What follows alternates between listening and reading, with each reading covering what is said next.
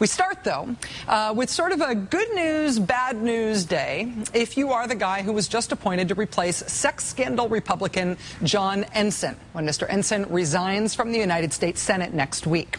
The good news, if you're that guy, is that public policy polling just released its Nevada poll on how people would vote if the guy who was just appointed to Ensign's seat, Dean Heller, if he were on the ballot against the Nevada Republican who is out of a job right now, who probably really wants that seat, who has proven fundraising ability, and who, of course, also has national name recognition. That, of course, is our old friend Sharon Angle. If Dean Heller had to defend this seat he's just been appointed to against Sharon Angle, Nevada's last Republican Senate candidate, how would Dean Heller do in that race? Look. He'd win 84-8. He would beat her by 76 points. Wow! When this same matchup actually happened in real life, in a congressional primary in '06, Heller only beat her by 1 point. Now he's up by 76. Nice. So that's Dean Heller's good news today. Dean Heller's bad news today is that Mr. Heller is due to arrive in the United States Senate next week, where Senate Majority Leader, fellow Nevadan Harry Reid, just announced that he is scheduling a Senate floor vote on the Paul Ryan Republican budget. The House already voted for it. Liberals and Democrats and just even random Republican district congressional constituents all over the country are currently berating their Republican congresspeople for that vote. They're hanging that House vote for the Paul Ryan thing around Republicans' necks like a millstone. Congressman Dean Heller, of course, is one of the Republicans who voted for this thing in the House. But now he is getting promoted. He goes to the Senate next week, just in time for that body to vote on the Paul Ryan budget as well. So Dean Heller, thanks to John Ensign, is about to become the only poor, miserable Republican in the country who is going to have to be on record voting not once, but twice for the most politically toxic legislation Republicans have saddled themselves with in a generation. He will vote for it in the House and he will vote for it in the Senate, unless he changes his mind, of course, now that he's going to the Senate. I guess in which case he would get to run defending that seat as the guy who voted against killing Medicare right after he voted for killing Medicare. So good luck in your new job, Mr. Heller. I hope you enjoy it. Also, just incidentally, John Ensign still ruining things for his fellow Republicans, even in the way that he is quitting. The big political story of America in 2011, the big political story of the country this year, was supposed to be the Republican Party picking its presidential candidates, right? We're supposed to be having the first Republican primary debate next week. Nobody knows who would be in it. Republicans are just not eager to start running their presidential race this year. So them choosing a leader was supposed to be the politics story of this year, but that has not happened. Instead, the biggest politics story of the year has not been about politicians. It has been about people. It has been the unexpected, unprompted, uproarious reaction to what Republicans have done with the governing power they have already got this year. Part of that is the buzzsaw that Dean Heller will get the privilege of walking into twice. The citizen anger, even in the red states, even in the red districts, against the Paul Ryan Republican budget, against House Republicans' vote to kill Medicare. Congress is still on recess. Republican members of Congress are still trying to meet with their constituents to explain that vote. And so every day now, we are still getting in tape like this that we got in today.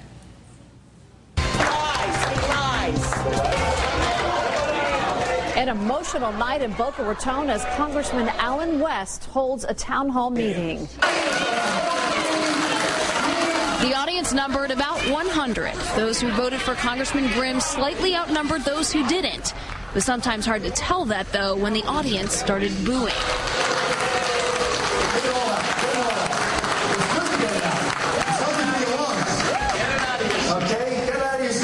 Let me tell you what I want to know.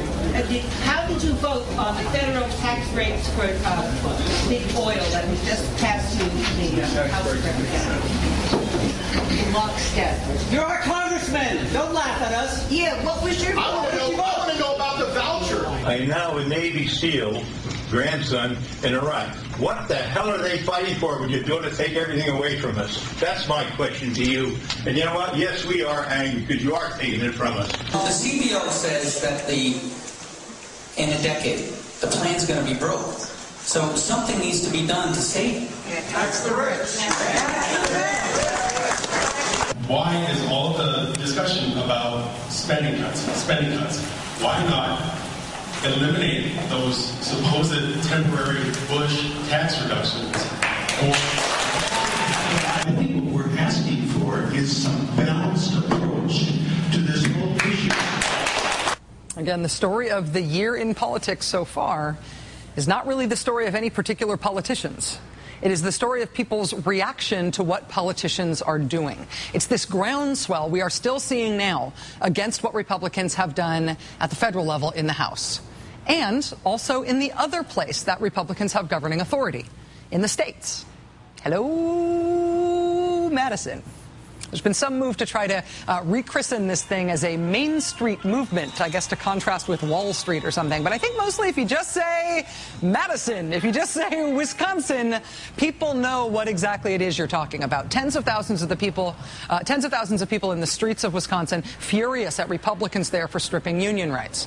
Incidentally, the argument that the stripping union rights was not at all a budget thing in Wisconsin, that it was just an attack on unions, that was sort of proven right today. Here was the headline today in the Fond du Lac Reporter: Wisconsin pension system among most solvent in the nation. Most? That great crisis of public sector workers and their horrible pensions bankrupting the state of Wisconsin? Turns out their pension system is one of the most solvent in the entire country, which of course is an emergency that must be remedied by drastic actions to destroy the unions. Wisconsinites saw through what Scott Walker and the Republicans were trying to do in Wisconsin, and they reacted in a vivid and massive way at the state capitol and in the streets. The Republicans were forced to pass their measure by a means that still looks like it may have been illegal. The Wisconsin union stripping law has not gone into effect yet. It is still held up in the courts. Republicans are still talking about maybe some other way of trying to pass it again. Recall petitions have been filed against 6 Republican state senators now. If only 3 of those succeed, this fight will have turned the state Senate in the middle of their term from Republican-controlled back to Democratic-controlled. In Ohio, the union stripping thing there could end up turning that whole state blue. It could possibly even put Ohio at risk for even the Republican presidential candidate next year if passed as any prologue, and if the Restore Union Rights ballot measure passes by the same margin at which that issue is now polling.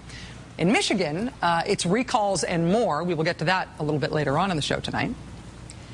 Democrats did not do this. Democrats did not create this. Republicans created this. Republicans pursued policies that awoke the Democratic base, that made people start to think of themselves as members of the Democratic base, even if they never had before. Republicans' policies, in many ways, turned their states against them, these governors, right after they were elected.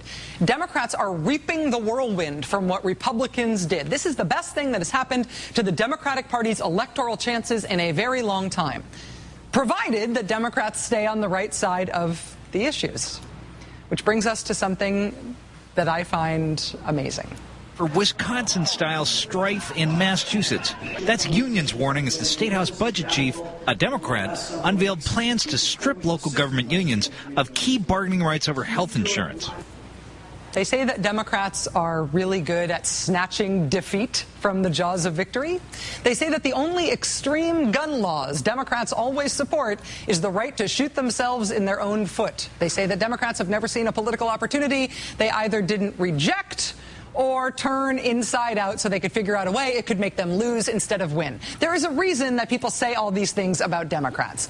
This week, Democrats in one branch of the state legislature in Massachusetts passed a bill to restrict union rights. It's not stripping the rights of unions to exist the way that Republicans in the Midwest are doing, but it is